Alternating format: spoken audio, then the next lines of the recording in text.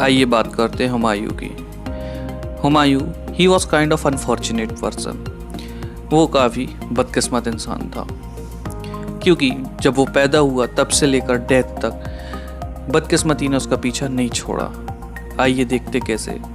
1530 में बाबर की डेथ हो जाने के बाद बाबर के कहने पर ही, ताकि उनके चारों भाइयों में कोई भी क्लैशेस ना हो, अपनी प्रॉपर्टी को चारों भागों में बांट दिया। हुमायूं ने अपने पिताजी की, बाबर की बात मानी। उसके बाद उनका एक भाई था कामरान, जिसका लालच बढ़ता चला गया। उसी वजह से उन दोनों के बीच में क्लैशेस बढ़ने लगे।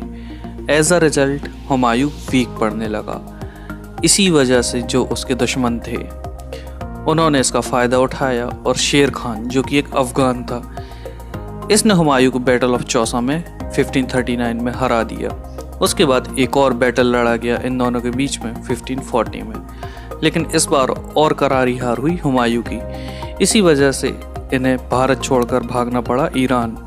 इसके बाद ईरान पहुंचकर उन्होंने हेल्प ली सफाविद शाह से। इसके बाद 1555 में इन्होंने फिर से दिल्ली पर आक्रमण किया और वहाँ पर सत्ता अपने हाथ में ले ली, लेकिन अनफॉर्चुनेटली एक एक्सीडेंट में इनकी डेथ हो गई। और वो एक्सीडेंट ये था कि ये लाइब्रेरी में थे और फुटेज शेयर से उतरते टाइम इनका पैर स्लिप हो गया और इनकी डेथ हो गई। आइए बात करते हैं शाहजहां की। ये इन्हें खुर्रम के नाम से भी जाना जाता था फर्स्ट ऑफ ऑल, और ये बेटे थे जहांगीर के। यहाँ पर इन्होंने जहांगीर से विद्रोह कर दिया था, रिबिलियन कर दिया था, और उसके बाद सारा का सारा किंगडम, सारा की सारी सल्तनत इनके हाथ में आ चुकी थी। उसके बाद जो मुग़ल की कैंपेन्स थी वो कंटिन्यूसली चल रही थी। यहाँ पर डेक्कन काफ़ी हद तक ऑक्यूपाई कर लिया गया शाहजहां के द्वारा। द अफगान नोबल खान जहां Lodi rebelled and was defeated. इनके यहाँ एक नोबल था जिसका नाम था खान जहां लोदी। इसने भी रिबिलियन कर दिया था शाहजहां के खिलाफ, लेकिन आखिर में ये हरा दिया गया। फिर इन्होंने और भी कैंपेन लॉन्च की। सबसे पहली लॉन्च की थी अहमदनगर के लिए। इसका रिजल्ट क्या हुआ आगे चलकर मैं बताऊंगा। इसके बाद द बुंदेलास वर डिफीटेड। बुंदेलाओं को हरा दिया गया। ये वही बुंदेला है जो अक्सर आप सुनते हैं, खूब लड़ी मर्दानी वो तो झांसी वाली रानी थी। ये वही बुंदेलास थे जो हरा दिए गए।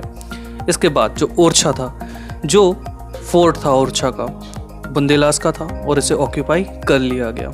इसके बाद in the north west the campaign seize Balkh from Uzbek was unsuccessful. लेकिन यहाँ इन्हें एक डिफीट मिली। जो इनका बाल्ख रीजन था ये इनके हाथ से जा चुका था। उज्बेक्स जो वहाँ रहते थे, जो वहाँ की ट्राइब्स थी, उन्होंने ये रीजन शाहजहां से छीन लिया था।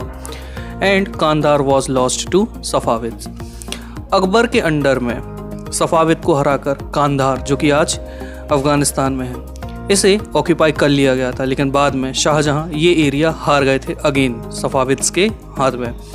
इन 1632 Ahmednagar was finally annexed and Bijapur forces sweet for piece.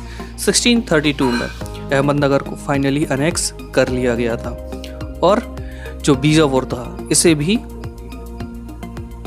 अब 1657-1658 there was conflict over succession amongst Shahjahan son. मैं आपको बताता आया हूँ हमेशा से कि जो मुग़ल एम्परर्स थे दे वर काइंड ऑफ अनफॉर्चुनेट। यहाँ भी वही हुआ जैसे कि खुर्रम यानी शाहजहां ने अपने पिता जहांगीर के लिए रिबिलियन किया था, और उससे पहले जो सलीम, जिन्हें जहांगीर के नाम से जाना जाता था, उन्होंने अकबर के लिए रिबिलियन कर दिया था। तो कंटिन्यूसली ये रिबिलियन अपने लड़कों का मुगल्स के द्वारा चला आ रहा था। यहाँ पर भी वही हुआ। इनके जो सक्सेसर थे औरंगजेब, और वो उसके 3 भाई थे जिसमें दारा सिकोह, इन दोनों के बीच सबसे ज़्यादा कॉन्फ्लिक्ट हुआ। अल्टीमेटली औरंगजेब ने दारा सिकोह को मार दिया और इसके बाद जो औरंगजेब था उसने शाहजहां को इम्प्रिजन कर दिया आगरा में, और उसी प्रिजन में जहां इन्हें इम्प्रिजन किया गया था इनकी डेथ हो जाती है। आइए अब बात करते हैं जहांगीर की।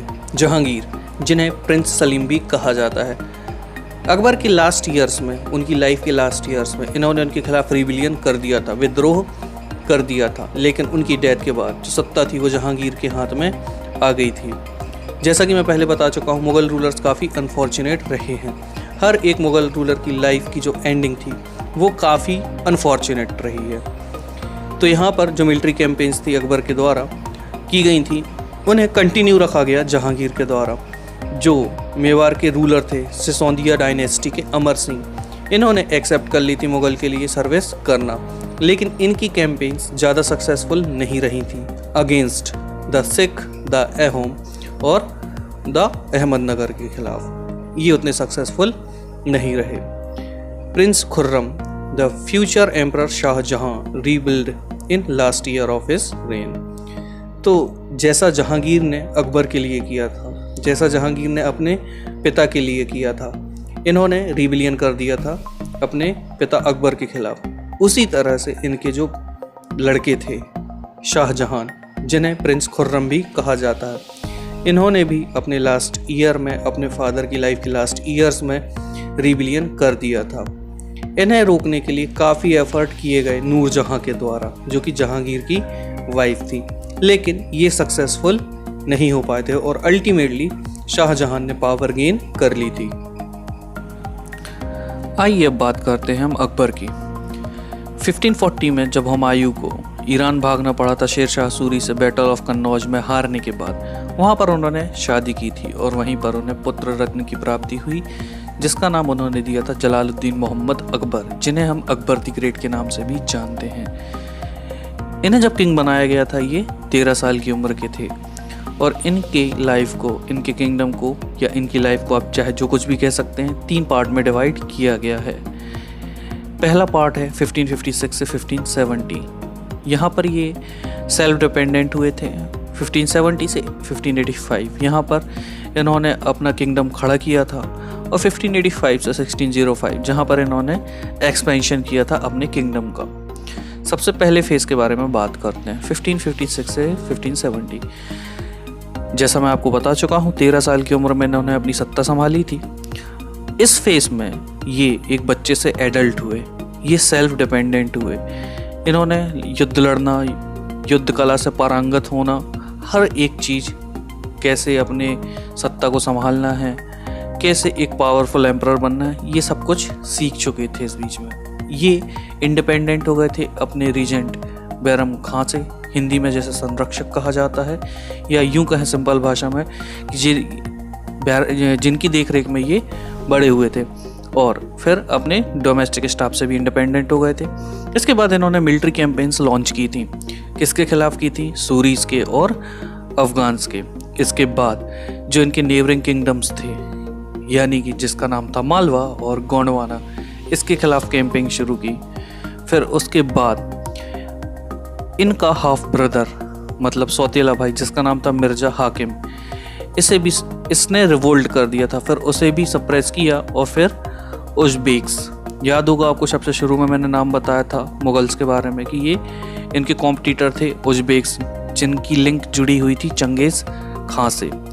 1568 में Sisodia capital of Chittor was seized and in 1569 Ranthambore को 1569 में, और सिसोदिया जो डायनेस्टी थी उनकी कैपिटल थी चित्तौड़, 1568 में उसे भी कैप्चर कर लिया गया। फिर आता है सेकेंड फेज, जहाँ पर इन्होंने अपने एम्पायर को स्टेबल किया था 1570 से 1585। Military campaigns in Gujarat were followed by campaign in the east in Bihar. पहले इन्होंने मिलिट्री कैंपेन शुरू की थी गुजरात में, फिर ये बढ़े ईस्ट की तरफ, मतलब मॉडर्न डे बिहार, बंगाल और उड़ीसा। यहाँ पर इन्होंने अपनी कैंपेन शुरू की थी।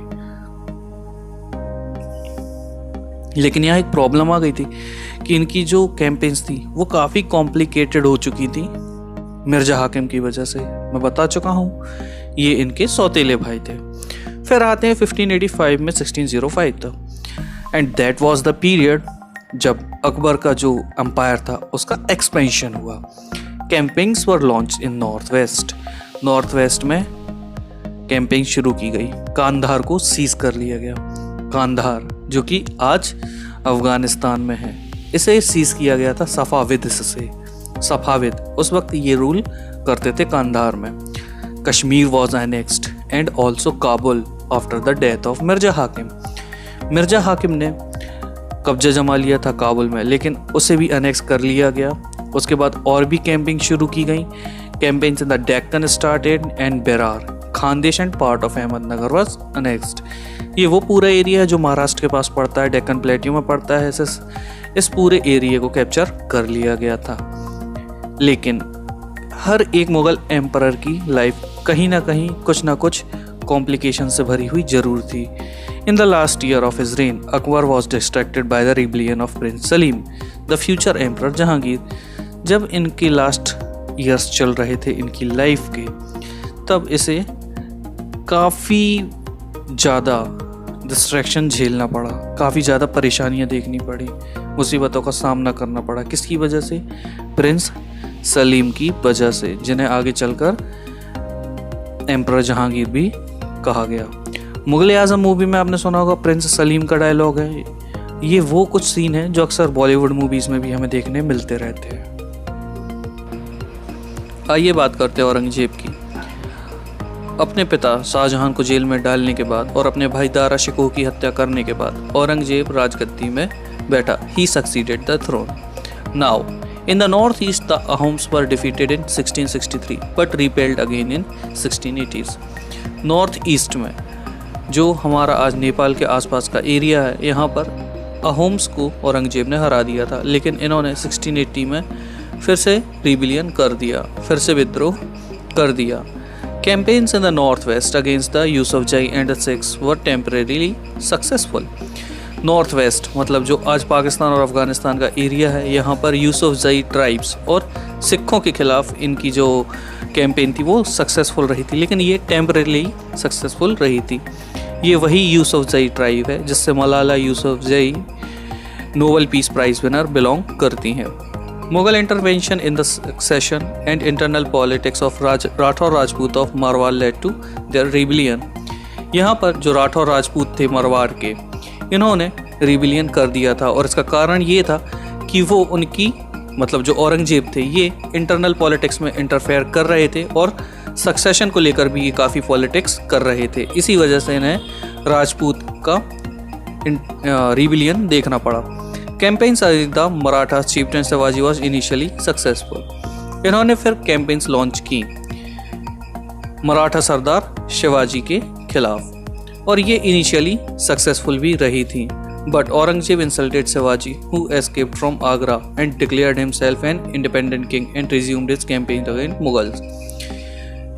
बाद में औरंगजेब ने शिवाजी की काफ़ी इंसल्ट की और इसके बाद वो वहाँ से भाग निकले, मतलब आगरा से भाग निकले। इसके बाद उन्होंने खुद को एक इंडिपेंडेंट किंग घोषित कर दिया और उसके बाद इन्होंने अपनी कैंपेन्स स्टार्ट की थी अगेंस्ट द मुगल्स।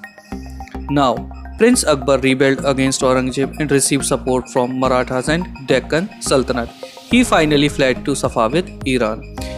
यहाँ पर भी जैसा पहले से चला आ रहा था, औरंगजेब के लड़के अकबर ने भी इनके खिलाफ रिबिलियन कर दिया था, जैसा इन्होंने अपने पिता शाहजहां के खिलाफ रिबिलियन किया था। लेकिन यहाँ पर जो अकबर था, इसे सपोर्ट मिला हुआ था मराठास से और डेक्कन सल्तनत से। At last he finally fled to Safavid Iran और आखिर में ये सफाविद ईरान भाग गया। After Akbar's rebellion Aurangzeb sent armies against the Deccan सल्तनत। अब यहाँ पर जो अकबर था इसने रिबिलियन किया था और औरंगजेब ने गुस्से में आकर डेक्कन सल्तनत जो कि अकबर का सपोर्ट कर रही थी उसके खिलाफ आर्मीज भेज दी।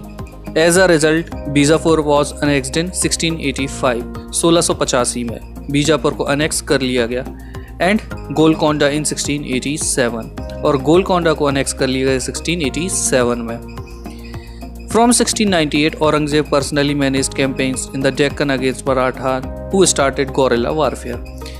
अब 1698 के बाद औरंगजेब ने पर्सनली उन कैंपेन्स को मैनेज किया जो कि मराठाओं द्वारा की जा रही थी। यहाँ पर जो मराठा थे वो गोरिल्ला टैक्टिक्स को अपना रहे थे। गोरिल्ला टैक्टिक्स एक काइंड ऑफ वॉरफेयर है जो कि यूज़ किया जाता है। यहाँ पर सीधे फेस टू फेस लड़ाई नहीं होती, यहाँ सरप्राइज अटैक कर दिए जाते हैं दुश्मन के कैंप पर। Aurangzeb also had to face the rebellion in north India of the Sikhs Jats and Satnamis in the north east of Ahoms and in the Deccan of Maratha. Aurangzeb को और भी ज़्यादा रिबिलियन फेस करने पड़े थे। नॉर्थ इंडिया में सिख्स, जाट और सतनामीज से, नॉर्थ ईस्ट में अहोम से और डेक्कन में मराठास से। और यहीं पर जो मुग़ल का सबसे इन्फ्लुएंशियल लीडर था औरंगजेब, इसकी डेथ हो जाती है। और इसके बाद जो इनके सक्सेसर थे वो काफ़ी वीक थे, वो इतने पावरफुल नहीं थे जो इनसे पहले के मुग़ल एम्परर्स थे। His death was followed by succession conflict amongst his son. और जो औरंगजेब के लड़के थे इनके बीच में भी सक्सेशन को लेकर कॉन्फ्लिक्ट्स चालू